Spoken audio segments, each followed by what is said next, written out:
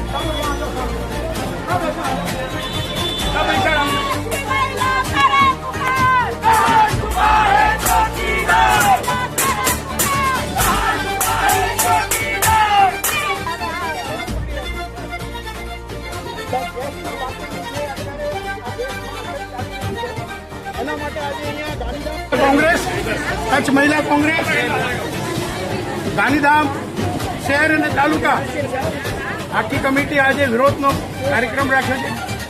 આપ સમક્ષ રજૂઆત કરવા આવ્યા છીએ કે અત્યારે ગરીબ માણસો સાથે જે લાઈનો લાગી રહી છે બાટલાઓની અછત માટે અમારા બેન તમને રજૂઆત કરવા આવ્યા છે. રજૂઆત સાંભળો. જેટલી ગેસની એજન્સીઓ ગાંધીધામમાં છે આ માધ્યમથી વિડીયો માધ્યમથી મામલતદાર ઓફિસ અહીંયાથી બધી બહેનો અહીંયા હાજર છે. પાછળ બધી અમારે ચોપડપટ્ટી વિસ્તારની બહેનો આવી છે. અમે અહીંયાથી આ ગાંધીધામની એજન્સીઓને અમે લોકો કહીએ છીએ કે ધ્યાન રાખજો, અગર જે અમને એક પણ બાટલો તમારા ભ્રષ્ટાચારની મળી જશે અમે લોકો એજન્સીની સામે આવશું, એજન્સીનો લાયસન્સ રદ કરાવશું. કોઈ કાળા બજારી ગાંધીધામની પ્રજા માટે નહીં કરતા. આ ખાતરી તમને દેવી પડશે ને અમે લોકો બધા વોચ રાખી પડશે. છે એજન્સીઓની દુકાનની બહાર કોંગ્રેસનો એક કાર્યકર્તા ઉભો છે. અગર જે લાઈનમાં તમને લાગશે કે અહીંયા ભ્રષ્ટાચાર થઈ રહ્યો છે, બ્લેક માર્કેટિંગ 4,000 રૂપિયામાં બાટલા માંગે છે, એ માણસને તાત્કાલિક પકડીને કોંગ્રેસ પાર્ટીને લઈ આવજો. લાયસન્સ રદ કરાવવાની જવાબદારી સત્તાએ છે. મામલતદારશ્રીને ફરિયાદ કરવી પડશે.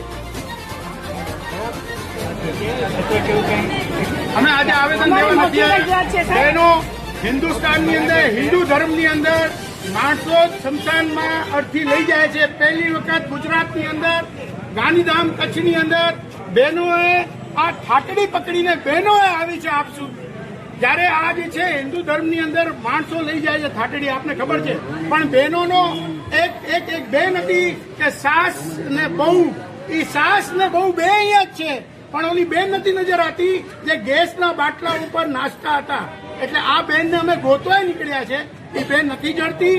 હવે આ લોકો સાસ પણ અહીંયા છે, બહુ અહીંયા છે, રસોડાની અંદર બાટલા નથી. બાટલા બ્લેકમેલ થાય છે, 4,000 રૂપિયામાં બાટલા વેચાય છે. અમારી રજૂઆત એટલી જ છે, ગાંધીધામની અંદર બ્લેક માર્કેટિંગ બંધ થઈ જવું જોઈએ. સરકાર કામ અગર કરતી હોય તોય હજી માણસો ઘરમાં બાટલાઓ ભરે છે બ્લેક માર્કેટિંગ કરવા માટે.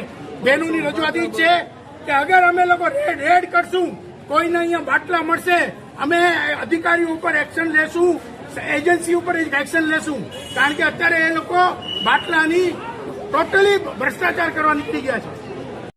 આપ હા